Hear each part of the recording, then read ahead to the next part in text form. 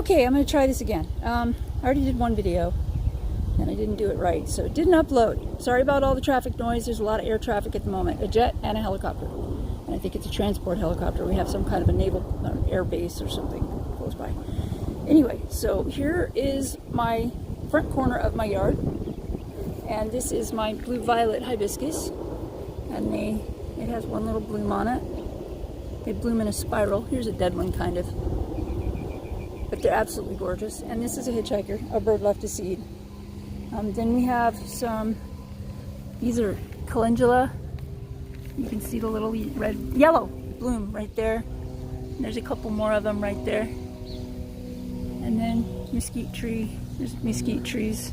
These are not indigenous to the area. They are they're import from another desert. Can't remember. But anyway, so here's my purple sage. There's a little blossom, purple sage. That one's doing rather well. I just trimmed it so the front of it is filled in a little bit. So that's kind of cool. And then this has little purple blooms on it too. There's a weed growing out of it. That's what all the spindly, skinny things are. And I'll take you around to the inside. This is a Silver Castle Artemisia wormwood. Absolutely gorgeous and very fragrant. This is a sumac tree. It's a little baby tree, and it's a hitchhiker too, but I left it here because they get really beautiful when they're old, and the wood is gorgeous. So, I'm stepping on things. This is my Mugwort Patch and a little bird bath that we made. The mugwort is extremely happy. I just took a harvest of it. You can see that I clipped off some right there. But you're not supposed to take more than 10%. I don't know what 10% is in this case because there's so many mugwort plants in here. I just kind of winged it. So there you have that. Then we have what is called a lion's tail or wild daga. That's what this one is. It has medicinal qualities. And then a bunch of little baby trees that I should probably pull out. Another tree here. And this is fennel. This is a fennel plant. This is a short one. You can see that I have tall ones right back there.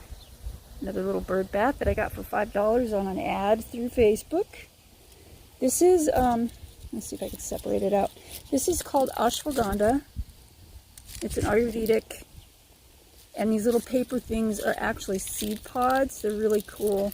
The seeds are little red berries. There's 4 seeds in each berry, and the mockingbirds love them. I don't know how they can get away with eating them because they're supposed to make it high, and maybe the birds just have, you know, different,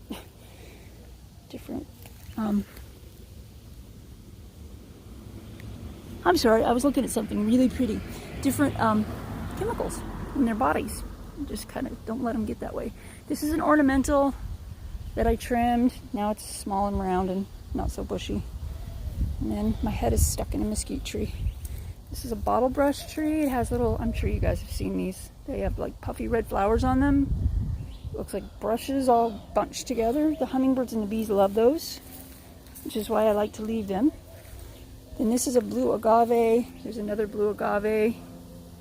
And our new wall, which is, this isn't our wall, it's a neighbor's wall, but I love it.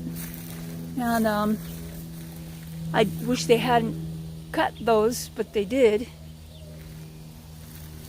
Bad for the plant, leaves an open wound. Tons of aloe. And this started out as like 3 cactus. Oh, there's a dead bird in there. Oh, do you guys see that? You know what I do with dead things. See right there? I don't know how that got there, but it's there. I usually use the feathers and the wings. So, more lion's tail. And fennel, this is like 7 feet tall, very healthy. And I'm watering there. There's my hose watering that so it gets enough. This is an ornamental, it's called a Texas yellow bell. Doesn't have any flowers on it right now, it's a baby. It's a hitchhiker too, but I left it there because once it gets bushy and big, it'll add some real nice brightness to the front. And then this is a water lily that was gifted to me. And that's my painted demonic gnome that I created a couple years ago for Halloween. I just left it there. This is my rosemary plant in the front. This one is about a third of the size as the one in the back. And that is a rose quartz. That is good for protection. And love too. And then we've got all kinds of plants. This is there's the Mugwort Patch out by the bird bath there. See how big it is? It's huge. And then over top we have a couple of really big mesquite trees that need to be trimmed. Mark just bought a chainsaw. We're going to do that sometime soon. There's 2 big mesquite trees and some babies. And I love them because they tell me when the spring has hit in the desert, because they don't bloom until it gets warm enough. They don't leaf out until it gets warm enough. This variety doesn't. There's a lot of different varieties. But there's that. My mesquite trees. Some more ashwagandha. Here you can see how nice and healthy that is. Another sumac tree right here that I try to keep trimmed up. And some more Silver Castle Artemisia, fragrant incense. They make incense out of it. And there you have it. We just went all the way around my front yard. If you have any questions or you want to know more about a plant, I encourage you to look it up. But if you have any questions about how I use them, feel free to contact me and ask me. Took me about 3 years to get this yard this way, and this is the way that I like it, overgrown. So the pollinators stay and the birds stay, and the birds are important because bird poop has a lot of really great stuff for the soil in it, like nitrogen and phosphorus and stuff. So anyway, there you have it. Sorry about the traffic noise. I do live on a kind of busy street, but this is my little haven here. So, let's see if I can zoom. There we go, my little bird bath. I don't know if you can hear those birds. They're hollering at me because I fed them and I put bird seed in the feeder, and they want to get to it, but they can't because they don't like me here. So there you have my little garden.